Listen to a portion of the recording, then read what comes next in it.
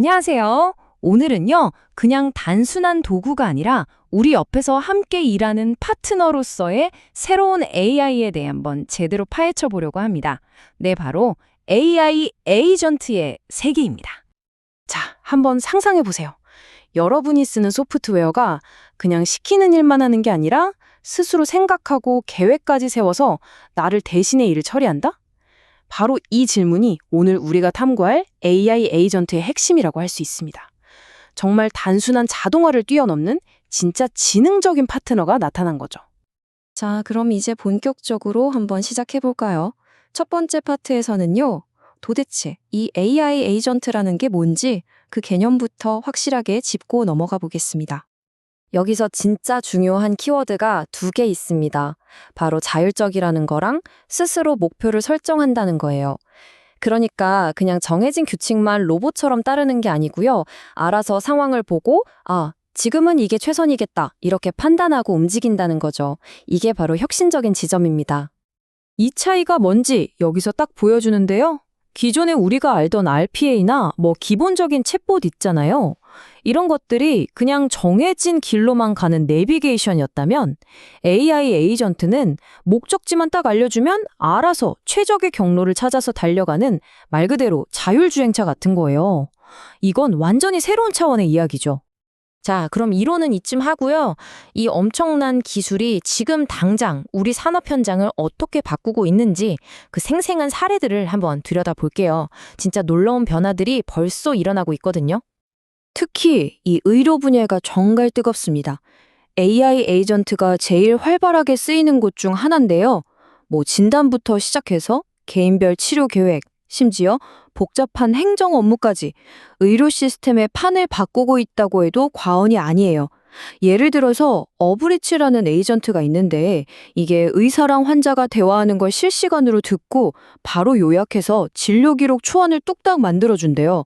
대단하죠? 와, 이 숫자 좀 보세요. 94%. 인간 전문의가 65%인데 말이죠. 이게 단순히 그냥 일을 좀 더 잘한다, 효율이 좋다 이런 차원을 넘어서는 거잖아요.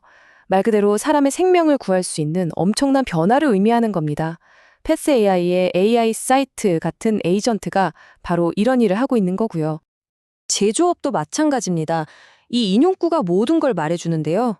에피코 프리즘 같은 AI 에이전트가 현장에 들어오니까 사람들이 맨날 하던 반복적이고 골치 아픈 스케줄링 업무는 이제 AI한테 맡겨버리고 진짜 더 중요하고 가치 있는 일에 집중할 수 있게 됐다는 거예요.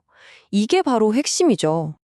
우리가 매일 타는 자동차 안에서도 혁신이 일어나고 있습니다.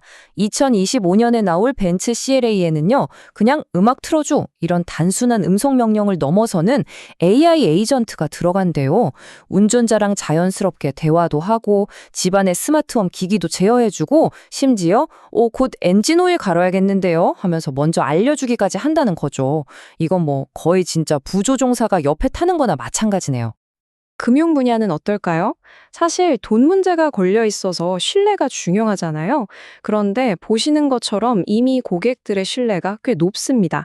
특히 사기 탐지 같은 민감한 부분에서는 무려 77%가 AI를 믿는다고 해요. 얼로이의 사기 공격 레이더처럼 아예 사기꾼만 전문으로 잡는 에이전트도 있고요. 해움의 알프레드처럼 개인 맞춤 금융 비서 역할을 해주는 똑똑한 에이전트들도 이미 활약 중입니다.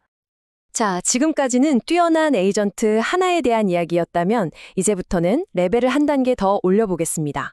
만약에 이 똑똑한 에이전트들이 혼자가 아니라 팀을 이뤄서 협력한다면 어떨까요? 바로 멀티 에이전트 시스템의 시대가 열리고 있습니다. 이게 바로 앞으로 복잡한 문제들을 해결할 미래의 방식이에요. 이 개념을 구글 클라우드에서 정말 기가 막히게 비유했더라고요.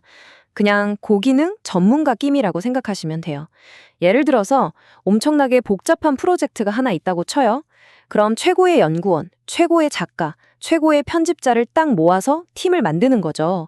각자 자기 전문 분야에서 최고의 능력을 발휘하면서 서로 협력하는 그런 그림을 생각하시면 됩니다. 그럼 이 AI 팀은 어떻게 일을 하느냐? 먼저 주변 상황을 쫙 인식하고요.